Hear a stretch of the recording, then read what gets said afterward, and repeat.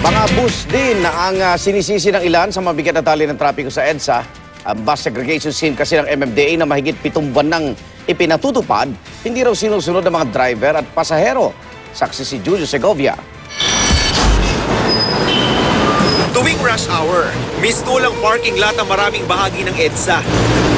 Kabilang sa mga sinisisi, mga bus na kung saan-saan nagbababa at nagsasakay ng pasahero. Tila wa-epek raw kasi ang mahigit 7 buwan ng bus segregation scheme ng MMDA.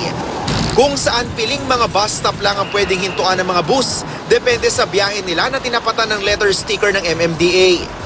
May mga bus kasing tulad ng mga ito na kung saan-saan pa rin humihinto at mga pasahero kung saan-saan pumapara. Imbes na sa mga itinakdang bus stop na ang ilan, walang katao-tao ng aking daanan. Kaya rin yan, hindi naman nababaan dyan, pero nagbaba. O dapat makabuliin nyo pa yun o paano ang sistema?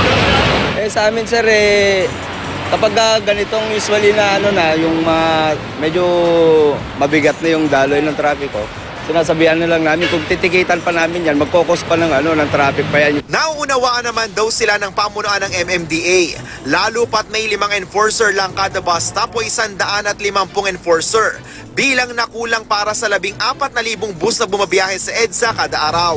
They are more concerned yung pag-direct ng traffic para maging smooth, mabilis ang daloy. Nasa Guadalupe bus stop tayo ngayon kung saan yung mga bus lamang na may sticker na letter A at letter C ang pwedeng huminto sa area na ito para magbaba at magsakay ng pasahero. Ngayon susubukan nating sumakay ng isang bus para tingnan kung talaga bang sumusunod sa batas trapiko ang mga bus driver. Ang nasakyan naming bus, sa tamang bus stop pa humihinto nung una, pero ilang sandali pa kung saan-saan na rin nagbaba at nagsasakay ng pasahero. Sa hirap po kasi sir ng pasada. Minsan nakapagagawa tayo ng sa mga bawal. Kasi sa kagustuhan namin kumita kasi una-una ho, diesel mataas. Pangalawa ho, sa dami ho ng bus, talagang mahirap na hong kumita. Ayon naman sa mga nakausap kong pasahero. Kahit hindi po sa bus stop, basta huminto, bumababa na ako.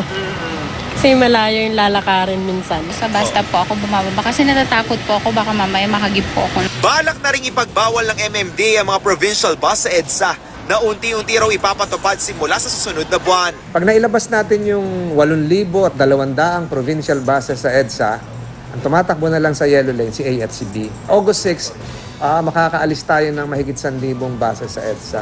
Ako si Julio Segovia, ang inyong saksi.